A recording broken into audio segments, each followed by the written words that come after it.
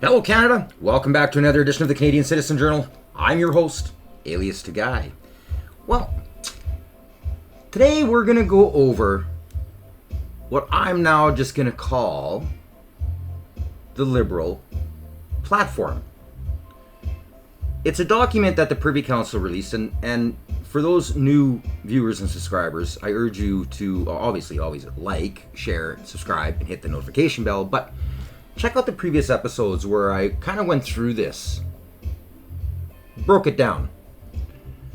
Well, today, considering what's going on in the media and how another man, another person, because it doesn't just happen to men, but most of the time it does, is being charged for defending his home.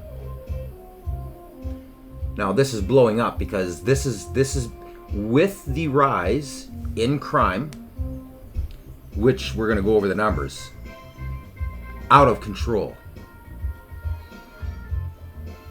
More and more people are put into this position where they're caught having to defend themselves.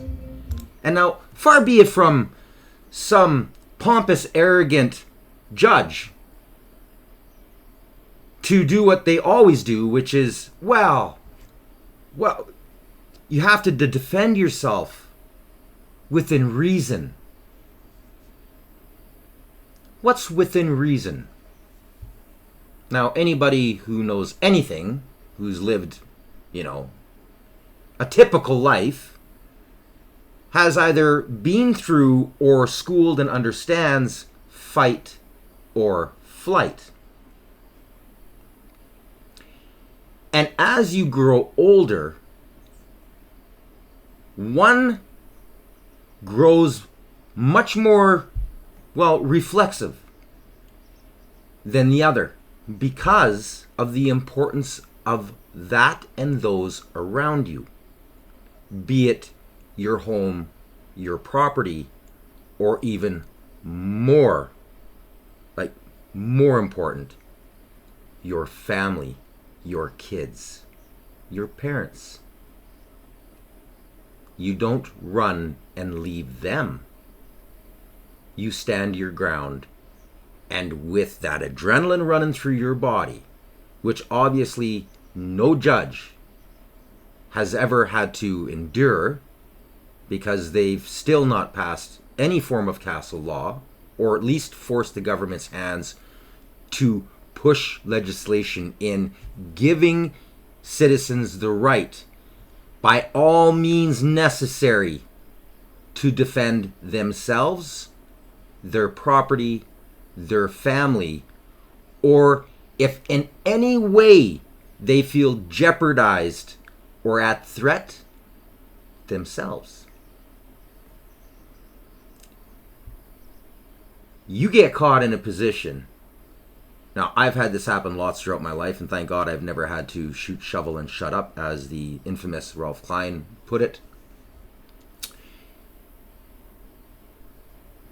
There are many a times where the reaction was definitely by far, it exceeded more than what I probably had to have done. But do I feel remorse? No. Because that's a reflex. And it's even more detrimental to the person coming at you if you're trained to defend yourself, which literally is training yourself over and over and over and over again to a motion or reflex that's going to cause serious harm to the person who's trying to attack you. Let's break this down kind of where it starts. And then let's get into the Liberals Party platform. A city east of Toronto early Monday morning. Kawartha Lakes police were called for an altercation at an apartment. They learned that a man had woken up to find another man inside his home. During a fight, the intruder suffered serious, life-threatening injuries. The intruder, a 41-year-old, was already wanted by police. He He is facing additional charges, including break-and-enter and possession of a weapon for a dangerous purpose. The homeowner, a 44-year-old, was charged with aggravated assault and assault with a weapon. You should be able to protect your family when someone's going in there to harm your family and your kids. And maybe these criminals will think twice about breaking into someone's home. Locals on the street where it happened siding with the premier. I don't think he should have been charged. He was protecting himself. If someone does attack or threaten you, you do have the right to try and preserve your safety. And I think as a citizen, it is aggravating to the public because home invasions are extremely dangerous. Criminal defense lawyer Joseph Newberger says the self-defense laws we have in Canada are not like the laws that they have south of the border. We don't have the castle doctrine like the United States. In the U.S., you can do pretty much anything in defending your home. And Canada does not have the same type of provision. But there are some self-defense laws in Canada. The city's police chief referencing those rights in an updated statement on Wednesday after the force received backlash for the arrest. In part, Chief Kirk Robertson says, under Canadian law, individuals have the right to defend themselves and their property. However, it is important to understand that these rights are not unlimited in Canada. The law requires that any defensive action be proportionate to the threat faced. But that now begs the question, what is reasonable use of force in a situation like this? So it's very hard to measure. You know, I suspect that in a case like this, there might have been, I guess it is reported by the police, excessive injuries to the individual. Whatever force you're meeting to repel, you have to try and use something similar or a little bit more than it is, but not something too excessive. In this incident, residents say they're not sure what they'd do if faced with the same situation. In the moment, I don't know what's going to happen. So I know there's that thin line. Now, the lawyer that I spoke with says if the intruder succumbs to his injuries, the homeowner's charges could be upgraded to manslaughter or even second-degree murder. Now, of course, I don't know exactly what happened there. But I can tell you one thing that we are seeing. We are seeing a civilization, a country, who has been pushed to the brink because of the crime wave that has been openly allowed, purposefully allowed to happen. And these people are now stepping out of their shell and fighting back. This was a repeat offender. And you heard what they just said. Not a very nice man. Had no good intent in him. Was known to police and to the area, the residents around. The man didn't lose his life. But maybe through reflex, because of the fear that people are now living, they put in a little wee bit of their own justice to try to stop this person from ever doing it again. As my grandparents would say, and most of the older generation, you put the fear of God into somebody. It's a polite way of saying they won't reoffend because they've already suffered the outcome of that type of, well, lifestyle. Now Ezra, good old Ezra, he's on it. He's choked. He's not happy. And I'm signing this the second I'm done this episode, and I urge you to sign it as well. And as always, I post all the links, all the information down below. Let's take a listen. I have an emergency announcement for you. This morning I saw a crazy news story that a homeowner in the town of Lindsay, Ontario was asleep at night at 3 a.m. and someone broke into his house. There was an altercation. Police came and they charged the homeowner with assault and other serious crimes.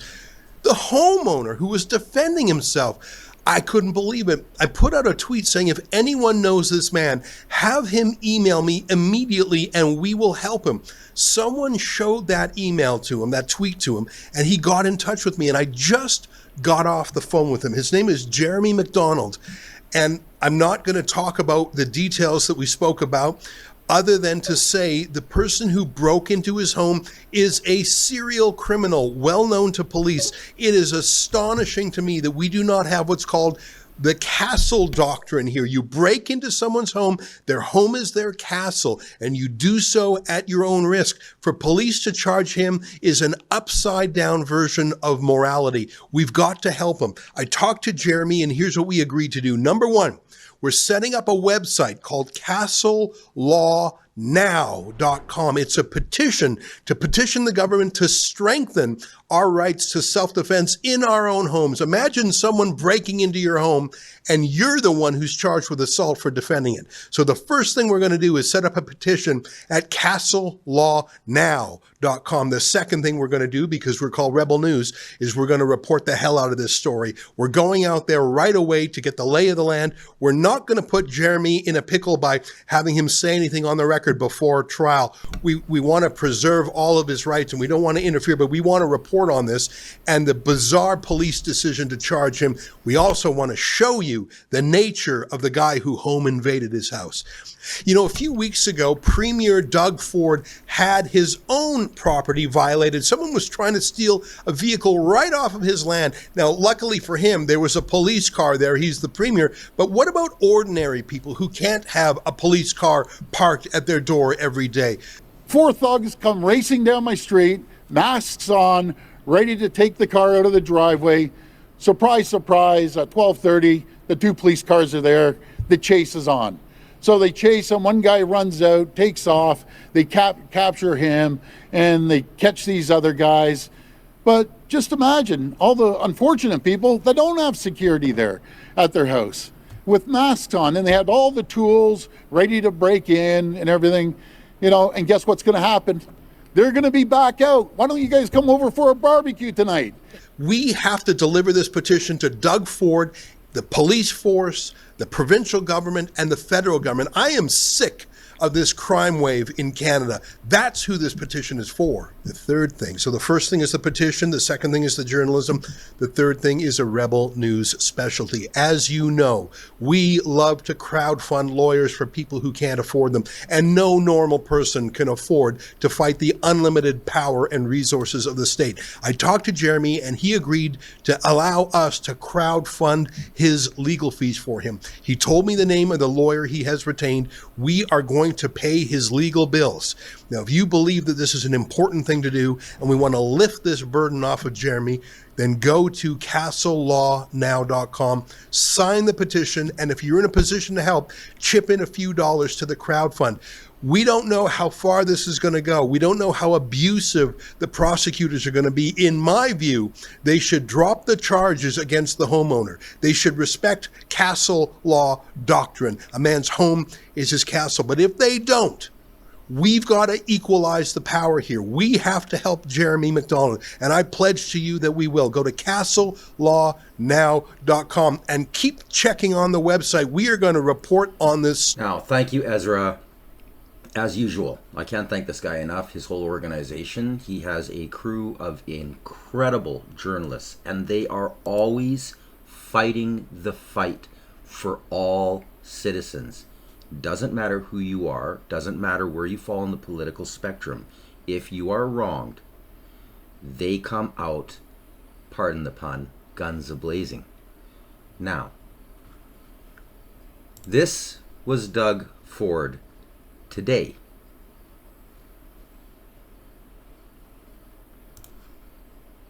Boy has been released on bail after murder and attempted murder charges were stayed due to a lack of sufficient evidence in connection to a mass shooting outside of Toronto High School where 2 people died in June 2024. We should change the Young Offenders Act. I'll tell you one thing. When I was 16, and every person in this room, when they're 16, they're smart enough to know if you grab a gun and start shooting people, shooting the neighborhood up, or shooting people, and you kill them, you should be in jail. That's one thing I got a pet peeve about. You know, the criminal code is controlled by the federal government. You know, and we have to start holding people accountable, because these people are, these young kids are running around, and they're kids 16 to 18 years old, breaking into homes. You heard about that one family, 8 people showed up to their home, eight guys, and they pistol whipped the father. The mother had the 1-year-old begging that they don't touch them, ripping the rings off. You know, this is just out of control now here. People have to be held accountable. And then, once I'm on a roll now, did everyone hear about the story in Lindsay? So this criminal that's wanted by the police breaks into this guy's house. This guy gives him a beating, and this guy gets charged. And the other guy gets charged. But, something is broken. I know if someone breaks into my house or someone else's, you're going to fight for your life. This guy has a weapon. You're going to use any force you possibly can to protect your family. I'm telling you, I know everyone would. I'd be scared to break into Kevon's house. Look at this. He's like a linebacker. He'd beat the living crap out of the guy, as he should. Because enough's enough here. Violence and breaking into people's homes, putting guns to their heads. And guess what? Some bleeding heart judge, little Johnny, he didn't have a good upbringing. So we're going to let him out on bail 5 more times because he's on his 5th, being let out on bail 5 times, just to go do the same thing the next day. I'll tell you one thing. I get more calls than anyone in the country. People are done with this. They're absolutely done. They're finished. You should be able to protect your family.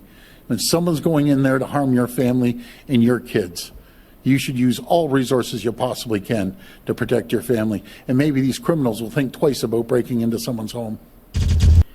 No, he's absolutely right. People are sick of him. And I hate having to give Dougie any type of, compliment, because his bestie buddy, Mr. Carnage Carney, is just fulfilling what the Liberal Party's platform truly is. And that is a dystopian future for Canada, for the wealthy, and for totalitarian control. They want chaos. They live off of fear, hate, and division. And I, on this channel, and a lot of other great independents, are constantly showing the propaganda and what they are saying to promote the Liberal Party, keep them in power, and allow this to keep going on until there's nothing left of Canada. We're going to break it down. This, I'm just going to call it as it is. This is the true Liberal Party platform, the new, as of 10 years ago, party platform. There is a reason, my opinion, let me know how you think in the comments. There's a reason that no Liberals and no media talked about this when it was quietly released by the Privy Council. It's because they don't want Canadians to know that this is the outcome that they're searching for. There is no way to dispute that the reason this dystopian future isn't going to happen in 100 years, but is happening now, is because of the party who's literally been the regime that has allowed this to happen now. And voters out there, because of propaganda for the most part, and others, like I state all the time, they're card holders. They don't care if it's a little man in a little mustache raising his arm, asking for the complete annihilation of a certain set of people. They would vote for it anyways. You can't help those people. But you can help those who don't actually know what's going on to see the truth by sharing, and subscribing. Let's break down this document and throw in where we are today. And tell me, Is it the party platform? So, we'll start. And again, this document, I'll post it and you can read it through. It's all there. Social mobility lies at the heart of the Canadian project. While many people in Canada assume that following the rules and doing the right things will lead to a better life, anyone can get an education, work hard, buy property, and climb the social and economic ladder. This is an informal but powerful promise. However, things are changing. Wealth inequality is rising. Children are less upwardly mobile than their parents. Policy Horizons has explored some of these changes in future lives and the basic needs at risk. More recently, the disruptions of the Horizons 2024 report suggests that downward social mobility might be the norm of the future. The scenario below paints a picture of Canada in 2040, in which most Canadians find themselves stuck in the socio-economic conditions of their birth, and many face the real possibility of downward social mobility. While this is neither the desired nor the preferred future, Policy Horizon Strategy Foresight suggests it is plausible. Thinking about future scenarios helps decision makers understand some of the forces already influencing their policy environment. It can also help them test their future readiness of assumptions built into today's policies and programs. Finally, it helps identify opportunities to take decisions today that may benefit Canada in the future. More snakes than ladders. In 2040, upward social mobility is almost unheard of in Canada. Hardly anyone believes that they can build a better life for themselves or for their children through their own efforts. However, many worry about sliding down the social ladder. This scenario identifies 6 main ways the world has changed since 2024. Now, this has changed in Canada at an accelerated rate starting in when? 2016. And I'm going to prove it with stats. Post-secondary education.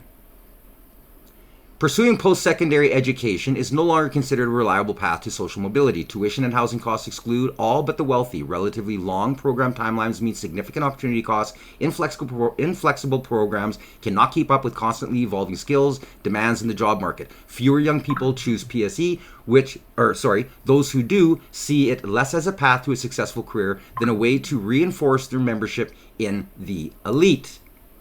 It's being called a jobless summer for young people across Canada. Youth unemployment rates have jumped to 14.2%.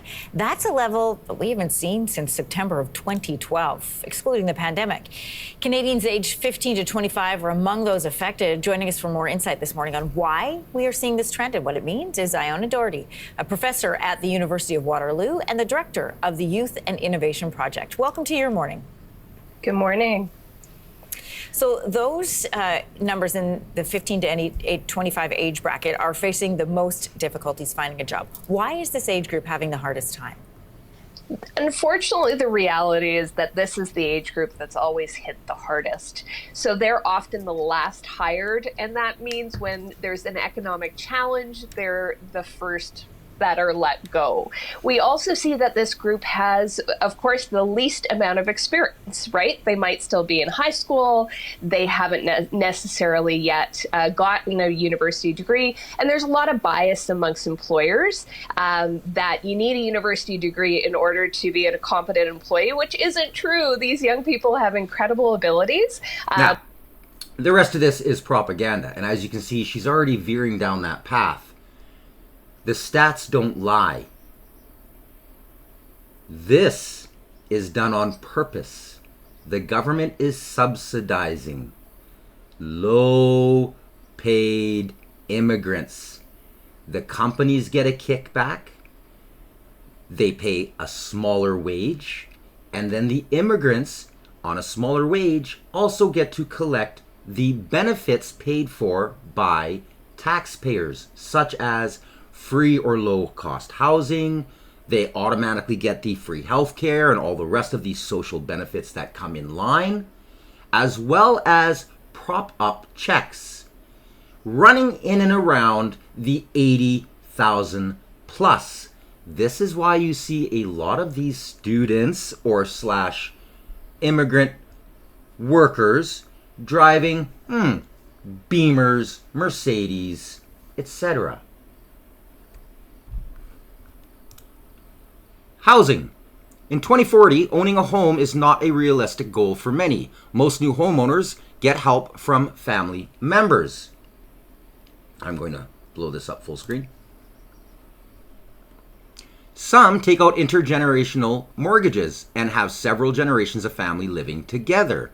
Others enter alternative household mortgages with friends. A growing percentage of homeowners also own rental properties. They oppose policies to expand the housing supply or freeze rents. Inequality between those who rent and those who own has become a key driver of social, economic, and political conflict. Now, for this, I urge you to watch some of my previous episodes where I actually show how Brookfield and a lot of these other corporations have slowly been getting together with different types of investment agencies, brokerages, banks, and if they don't work together, they outright buy them out in order to get involved in this and started taking control over mass quantities of real estate. They have the billions of dollars it takes. They do not want you to own a single detached house. They want you to rent a modular home. They want you to be stuck in socialist-style CCAN mass housing complexes.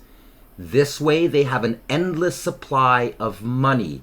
And you, yes, all you Canadians out there who can't seem to afford a home, are the suckers who, by voting Liberal, have allowed this to now get completely out of control because the chief of this entire Liberal policy is now sitting at the helm of what is the Prime Minister's office. In a common space, people share a common problem. Housing feels unaffordable. He bought 2 years ago and paid $40,000 over asking. It's not affordable, actually. 25-year-old Grace Coulter moved back with her parents to save. And I feel like I should be in a different spot in my life right now with my housing. This realtor sees it every day. It's near impossible for young people to buy their first home. Oftentimes they're required to have assistance from family. According to a new report, housing affordability in Fredericton has worsened at a dramatic pace. In 5 years, the median price of a home jumped 85% from $210,000 to nearly $388,000 last year. 6 years ago, a family earning $100,000 could afford 93% of the properties listed in this city, but last year that number shrunk to 29%. A family earning $60,000 that could once afford 60% of the listings can now only afford 3% of what's out there. Post-COVID and during COVID, you've seen this large intra-Canadian migration from large urban centres into what you would consider smaller centres like Fredericton. You know, housing prices have outpaced incomes by a significant amount, particularly over the last 5 years. And people are having to get quite creative about how they're going to get into the housing market. Prime Minister Carney promised to double the rate of home building over the next decade. The new federal housing minister was asked if he thinks prices need to come down. No, I think that we need to deliver more supply, make sure the market is stable. It's a huge part of our economy. We need to be delivering more affordable housing. And it's not just houses that have gone up. The cost to rent has too, making saving for a home even more difficult. In a common space. Almost impossible, people. It's almost impossible for people to buy a home. This is by design. Intergenerational wealth. In 2040, people see inheritance as the only reliable way to get ahead. Society increasingly resembles an aristocracy. Wealth and status passed down the generations, family background, especially owning property, divides the haves from have-nots. Statistics Canada releasing new data for the second quarter of 2024, showing the top earners are taking a greater share of the income earned. That gap, the largest ever recorded since the data was collected back in 1999. The top 40% of income earners in Canada, they hold 65% of all income in Canada. When you compare that to the bottom 40% of households in Canada, they only hold 18%. And 18%. We have seen the largest divide of wealth we have also seen the complete destruction of the middle class. The whole time the turd, all the liberals, and Carnage Carney get up saying how they are going to bring more people into the middle class, that is a blatant lie. Their goal was to crush the middle class. That's how the elite profit. They don't care about you. Social siloing. In 2040, people rarely mix with others or different socioeconomic statuses. Algorithmic dating apps filter by class. Gated metaverses like real life offer few opportunities for people to meet from different backgrounds. It's hard to move up in the world by making social connections that would lead them to long-term romantic relationships, job opportunities, or business partnerships. Social relations no longer offer pathways to connections or opportunities that enable upward mobility. The number of babies being born in Canada is at an all-time low. Fertility has been going in the same direction for 15 years, down. But that drop in fertility rates is not unique to Canada. All G7 countries, except for the United States, have seen lower birth rates. Interesting stat. Do you like the way he said that? Propaganda. Let's actually take a look at the chart. Here you can see that yes, it has been going down. But far be it like he says, that is a blatant lie. This chart lays it out pretty darn good. They've noted off a few things. So obviously you can see the Great Depression. You can see after, right, the wars, the birth rate just skyrocketed, right? The whole boomers. Now, this is where the birth control pill came. This is where they decriminalized it. Down it goes. Now you can see it was almost starting to plateau, and you can follow these lines to political parties. Yes, lows are liberals, highs are conservatives. And you can see here where, son of a gun, it was actually starting to come back up again, and it was starting to go down a little wee bit. And then what happened in 2016? The Liberal Party, the new Liberal Party, it falls like a stone. Now, do you see here this little wee bump? This is the whole Wuhan. And right after, look at it fall. It is falling at the fastest rate in our history.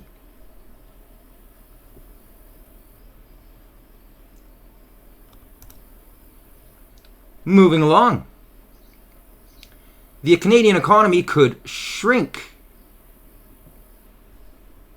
Oh, I'm going to correct that. I'm going to scroll up here a bit.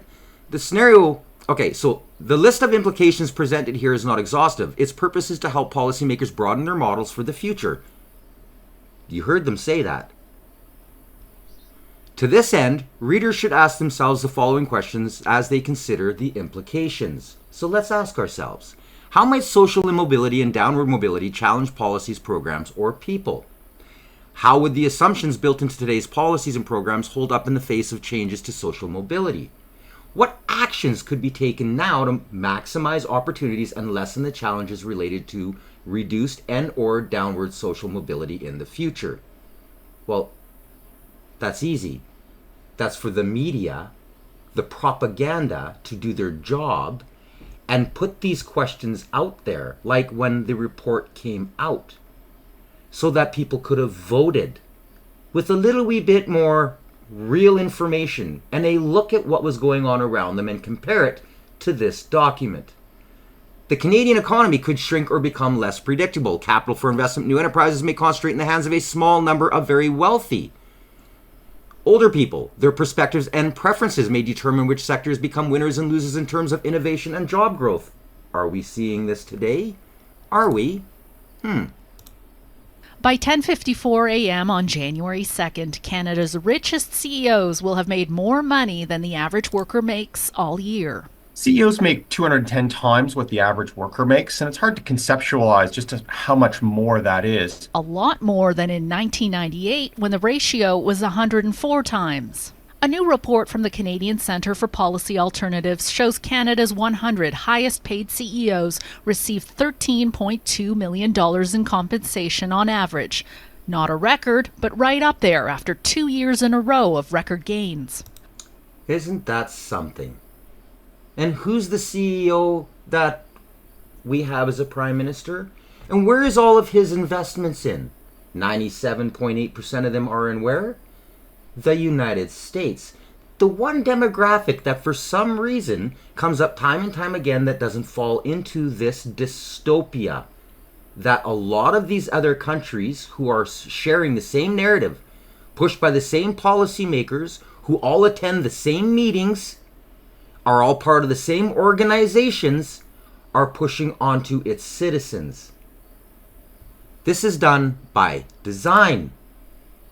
Trade unions, including non-traditional freelance unions, could grow in power as workers become frustrated. Job actions and strikes may disrupt economic development. This could reduce foreign direct investments in labor-intense sectors such as manufacturing. I urge you to watch my episodes earlier, especially where I just literally exposed who are the CEOs sitting on Air Canada. Why did the useless Patty Hadu do what she did? And now it's coming out that the actual guys and girls working for Air Canada knew she was going to do it. They were banking on the fact that the government was going to force these people to get back to work. Do you see what's going on? This is what, the fourth now time they've used that 107 clause? To force people back to work, to get it out of the news, to stop people from seeing what's really going on.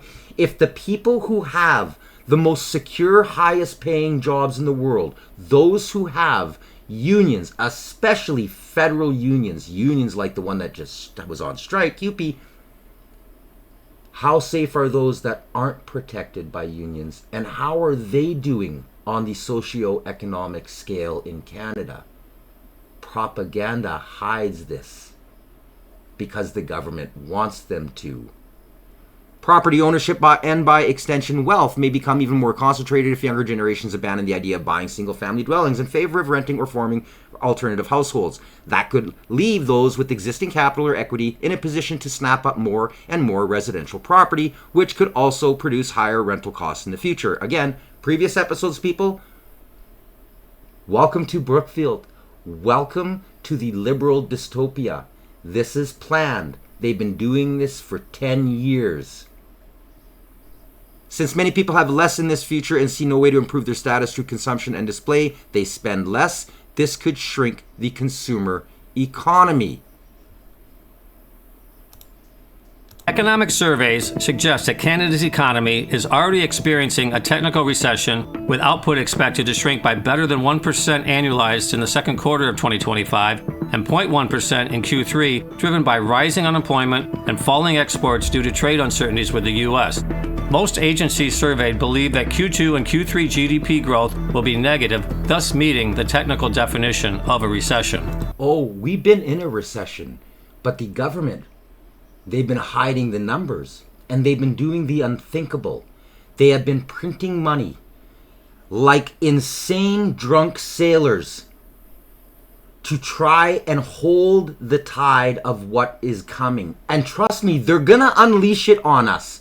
It's already starting. Why? Because Carney is now doubling the amount of debt that the turd was even gonna do. Because he has the backing. Because he's supposed to know. He's a banker, of course. Again, by design. This trade war we're in right now is only tipping us a little further and a little faster. We were already in demise. It was already happening. Which does credit reports. Let's get some insight with Rebecca Oakes, Vice President of Advanced Analytics at Equifax Canada. Thanks for joining us today. Thank you for having me. So 1.4, that's actually down from the first quarter of the year, but still seems like a high number, is it? 1.4 million Canadians missed their credit payments in the second quarter? Yeah, it definitely is. We've been seeing those missed payment levels really rising since around mid-2021, and that's really when we started to see interest rates and some of the impacts of high inflation and cost of living really taking hold. So as you mentioned, the good news is it's kind of flattened off a little bit in the last quarter, but when we start to dig into some of the other numbers sitting underneath that overall measure, we are still seeing some areas of concern. Now, you have to remember propaganda. They try to do things to make sure that people don't really know exact numbers and understand, because if they realized, they would shock the markets by doing things to protect themselves. Investors, the wealthy, do not want this to happen. So she's lying, but she's telling you the truth. They've leveled off. Yeah, sure they have. But how are they compared to where they were 5, 8, 10, 15 years ago? How about grown over 250%? Oh, a little bit of a reality. They don't want to talk about that. Of course not. They don't want to talk about the fact that Canada's per capita economic growth has lagged for 10 years. 10 years. This is the chart. 0.5% growth. Look at the US. Oh, that's gotta hurt. How about here? This is Canada's GDP to US level. Take a look carefully. So the ratio of Canada and US real GDP per capita on a PPP basis. Check out the dates. This is where Trudeau came into power. Do you see what's going on? This is the stimulus that was thrown in by mass printing to try to cover up and hold back the reality of what they plan for our future. They want to destroy us, people. This is going to plummet, and they're going to blame Trump, the big orange man. It has nothing to do with Trump. They sold us out. They sold their souls to the carnage carney. They sold out their entire nation for wealth and profit. The widening gap between public, private, and self-employment. Once again, check it out. Interesting stats, is it not? It was actually holding off fairly good, and then Wuhan hit. Again, call me a conspiracy theorist if you want. The rules they put down on small businesses, but not corporations, was done on purpose. This is to remove any power from civilians. This was the destruction of the self-employed, the destruction of mom and pop stores, removing generational wealth. That is the goal.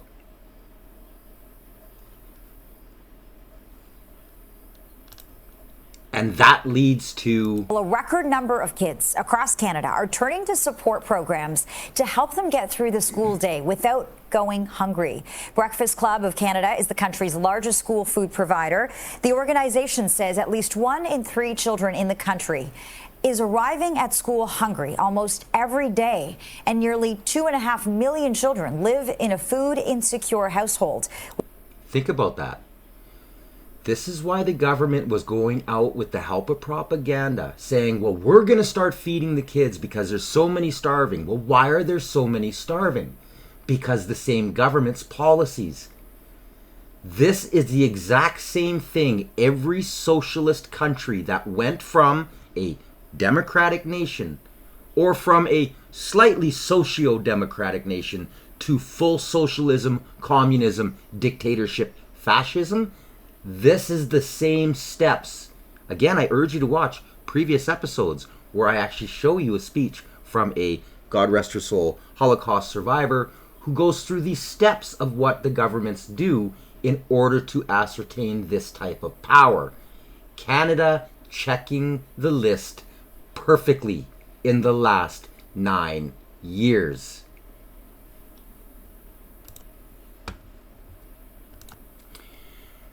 More and more people's mental health may suffer. More people may struggle to afford rent, bills, or groceries. The resulting stress could worsen mental health challenges. This would increase demand for social services. See where this is going? If people give up on attaining higher standards of living, apathy could spread to other areas of their lives. Frustration could leave many people deeply unhappy with negative consequences to their family and loved ones. In addition, fewer people may have the psychological resources to volunteer and help others. They're too busy working 20-hour days to just try and heat and sleep and eat. They have no time to help, let alone money. This is where the socialist government likes to step in, print more money, give more social services, look like a hero when they're the ones creating the problem. In an effort to protect their mental health, some people might redefine success away from accumulating wealth and towards purposefulness and happiness. More people might be willing to job hop for better work-life balance or for meaningful work. Fewer people may have the drive to build or innovate in this context. Policymakers may no longer be able to take for granted that people will be motivated to do better their lot. Right now, Canadian productivity has been going down. We as individual workers and collectively in the country are producing less than we were before, less than we were on a per capita basis for each individual, and that means our standard of living as an individual has been falling.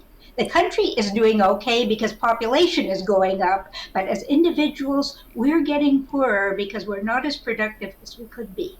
What we can do to become more productive is, as an individual, you could always get more education, more experience, more skills, and contribute more to an employer and get more. But we also need to have technology, capital investment, all the kinds of things that make for a good place to work and make you worth a better salary. Hard to do any of those things when you're trying to feed your starving belly, or worse, your starving children or elderly parents who are falling under the wayside. Do you see the dominoes? They don't stop. They keep going. Yes, taking lives is a leading cause of death for young people, but most universities don't track it. These stats have been skyrocketing. People are not, StatsCan and all of these different universities, they're not actually doing these proper studies because they already know, but they don't want you to. If they don't produce the stats, then you don't know what's going on. Well, I can tell you personally, the people taking their lives has had a huge toll on myself. I have seen numerous friends, and again, previous episodes, that have done this because of where we are going and the financial and mental state that those people were left in. They felt trapped and had nowhere to go. We don't even have the proper services to get people the help they need when they are in this type of, well, psychological decline. Instead, they bring out MAID. Oh, sorry, can't get a wheelchair ramp? Have you thought of MAID? Oh, we don't offer that in Canada under our socialist medical. You're going to have to suffer in pain. Or here's MAID. It doesn't end.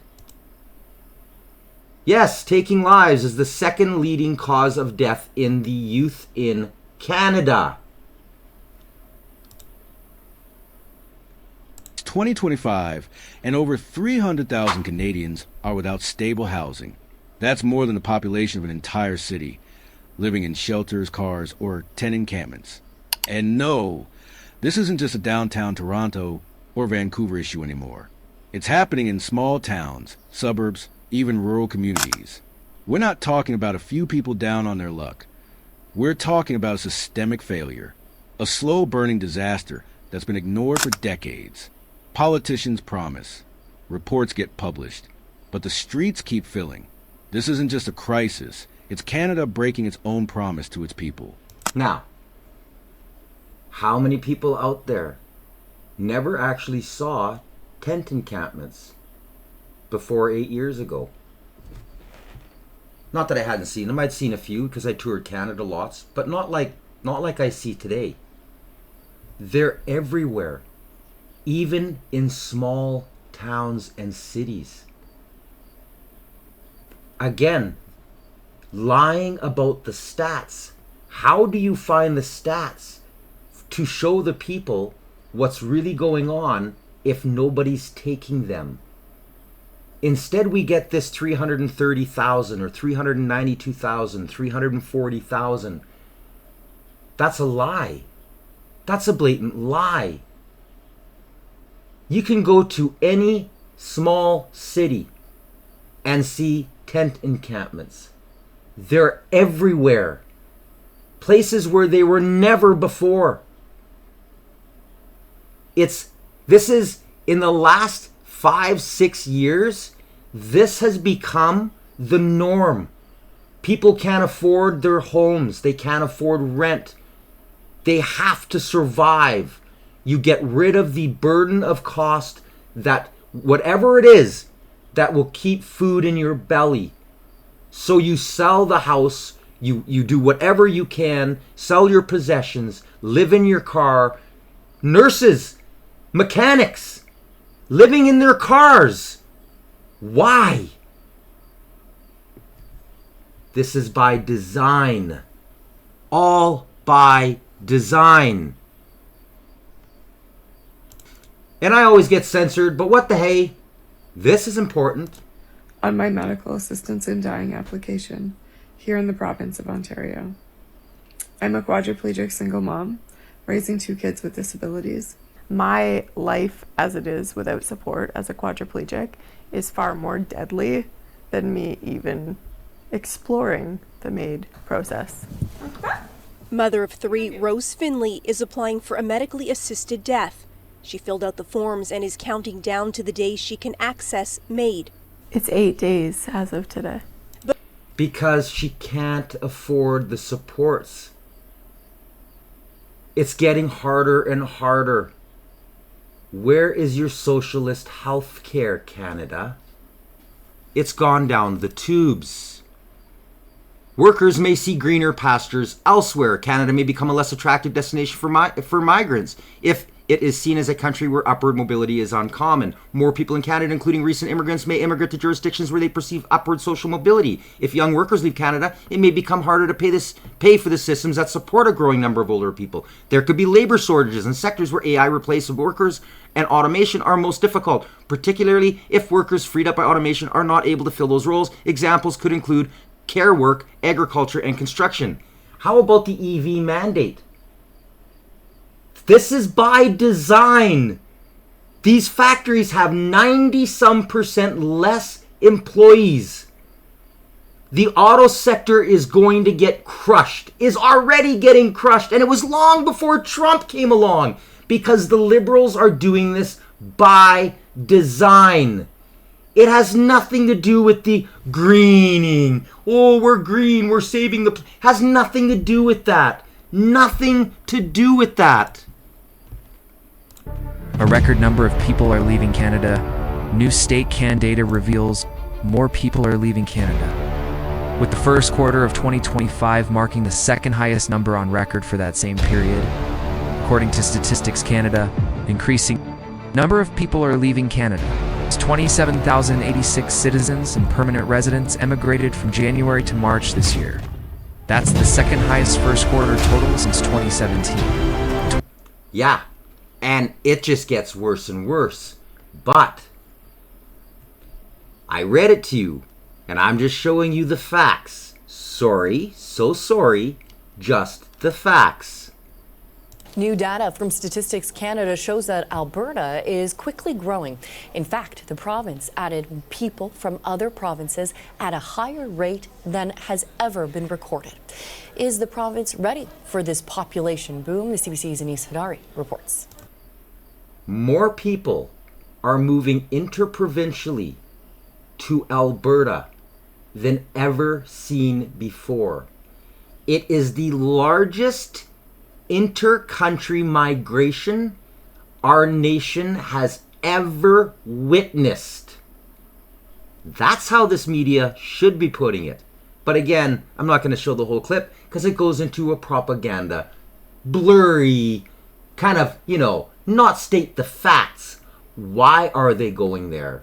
Well, I can tell you why in the last year, especially 6 months, because of the Liberals getting re-elected. Now this number is skyrocketing. Saskatchewan is seeing it as well. People are fleeing.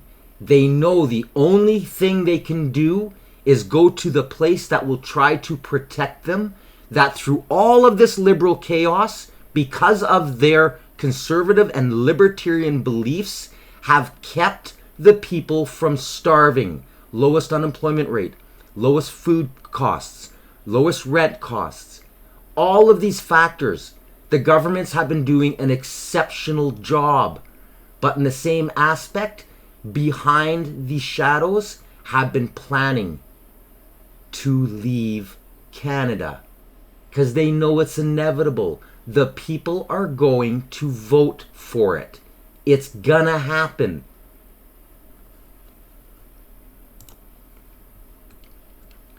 Conclusion: declining social mobility could create serious challenges for citizens and policymakers. What people believe matter much as the reality. It is often the basis for decisions and actions. Currently, most Canadians still believe that they have equality of opportunity because of propaganda.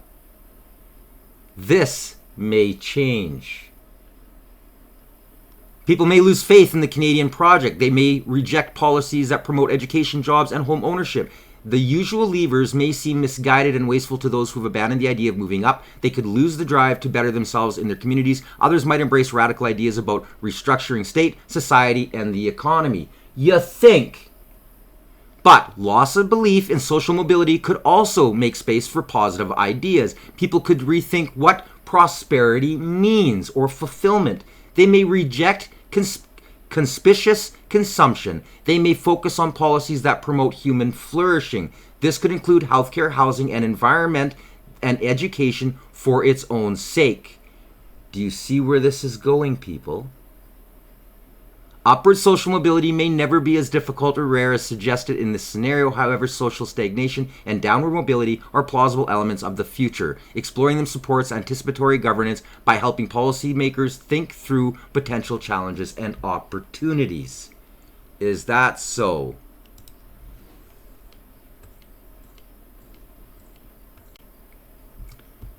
This is how Canadians are surviving the soaring cost of everything. Skyrocketing prices are forcing Canadians to make tough decisions, leaving even middle-class families to choose between buying the food they need and paying their bills. Blah, blah, blah, blah, blah. Include foraging for mushrooms. Martin Oses is here with more about the upcoming Wild Mushroom Expo. Thank you so much for joining us this morning. Now, why is Edmonton a great area for foraging mushrooms? Well, Edmonton's a great area because we're a little wetter. This is labeled How Foraging Mushrooms Can Help Your Grocery Bill. Yes, there are more and more people. In the last 8 years, the fastest climbing demographic in rural Canada are homesteaders. People are learning to read on how to go out in nature and get food. They already saw the complete economic demise happening. Most of these people liquidated early and got out. They saw where we were going. This is why women especially are the highest demographic getting their firearms licenses. Yeah. Stats that The media they sure don't want you to know while the government's trying to race ahead and confiscate your firearms. Hopedale woman combats rising grocery prices by hunting and foraging. There's piles of these out there. This isn't just a trend. This has become the norm. Because you can't afford food.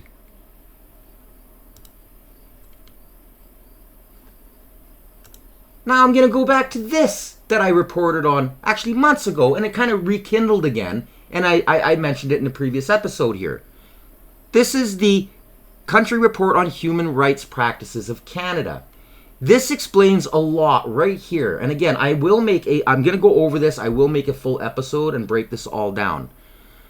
But the law criminalized hate speech in any public area and defined it as communication that incited hatred against an unidentifiable group where there is such incitement was likely to lead to a breach of the peace or communication that willfully promoted hatred against an undeniable group, other than the private conversation. The maximum penalty was only 2 years imprisonment. The public media and majority of private media were substantially dependent on government sources of funding for their activities. Government intervention in the media market favored means of communication that did not diverge from government-suggested bounds of political speech, and government policy and practices often disadvantaged independent media. The government used a variety of mechanisms to fund public and private sector media in the country, ranging from direct grants and tax credits and mandatory payments and funds collected from broadcasters, streaming services, and new platforms, but distributed or regulated by the government. News organizations face direct and indirect pressure to conform their political speech in order to gain or maintain access to these funds, leading to self-censorship.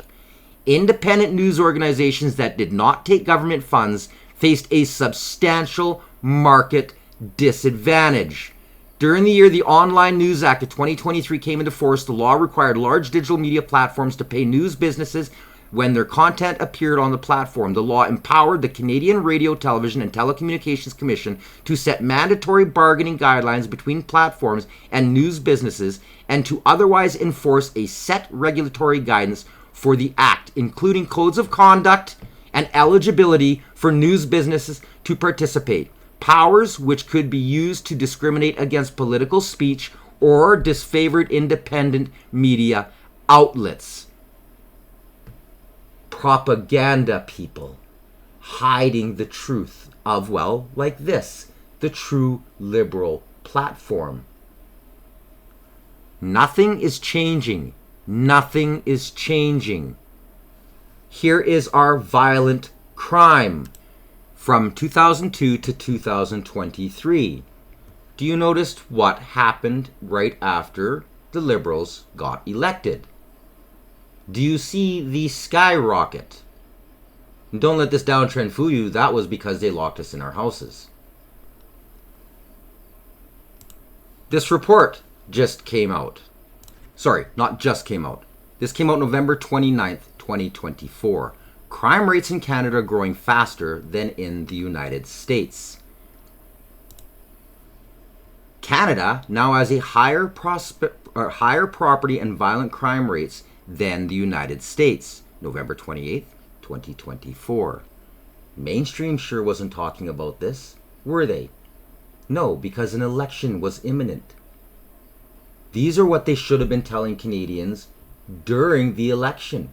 These are the questions that they should have been hammering the Liberals who gave this ability for crooks to get away with whatever they want. And again, by design, why do you lower the thresholds of bail, jail, and all the rest of it for people who are illegally holding firearms and then raise those same laws against people who legally own them and try to take legal guns away? They're doing it because they're trying to brainwash people into thinking that all guns are bad. No, they're not. Less than 3% of legal firearms are used in crimes, and of that, 96% of them are stolen. by criminals who then use them in crime.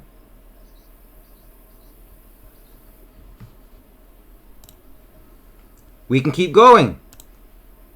Mr. Weber, a very brief question. In your remarks, you refer to playing with security theater, I think were your words.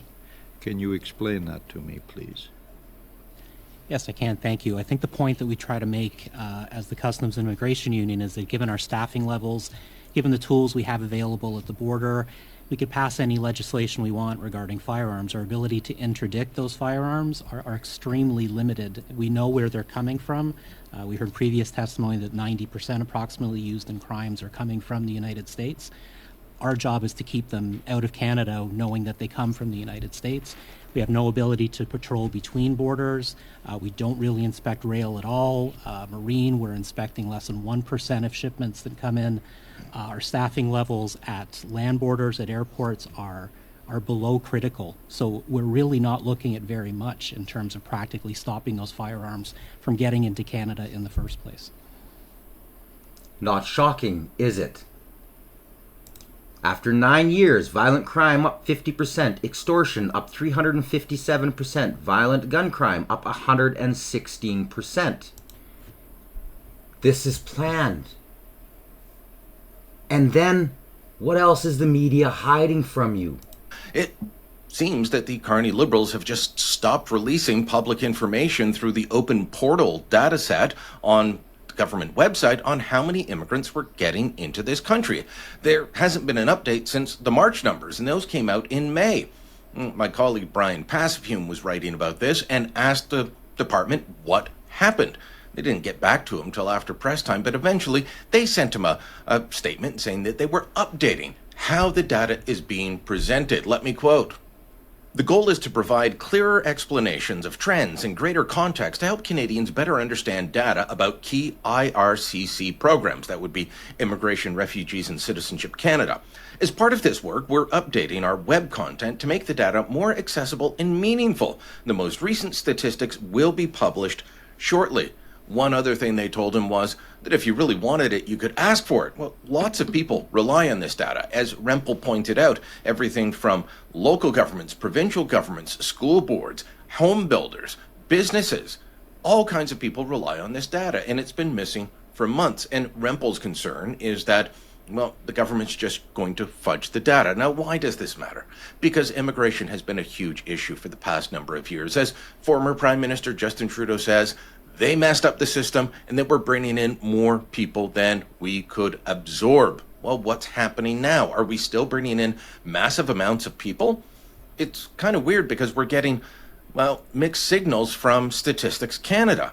On the one hand, their quarterly population estimate for the first 3 months of this year said, there was virtually no growth. There were only about 20,000 people added in the first quarter. Well, that's weird because their monthly jobs report, the labor force survey, was showing that about 96,000 people were added to the workforce in those first 3 months. Canada doesn't have a growing population of people 15 and older due to a baby boom. It's only happening due to immigration. Now, those numbers would be lower than a year or two ago, but they're still quite high. 32,000 people per month coming into the country and added to the labor force. That doesn't include children and people that aren't in the labor force. So that's an increase. We can see from the real-time population clock that StatsCan has that we've added about 1 million people over the past 18 months. How many over the past 3 months, 6 months? We don't know. We are not being told the proper information, and I think Michelle Rempel is right. The government's doing this for political reasons. Of course they are. Now, there's a thing called the replacement theory. It's not a theory. They're implementing it through a directive called the Century Initiative. This is all planned, people. They're using propaganda and the good nature of Canadians to allow this to happen to themselves. This document is the Liberals, well, this is liberal policy. This is why we're seeing all of this come true in the last 8 years. All of it. It's all happening in real time. They know what's going on. They're the ones pushing for this.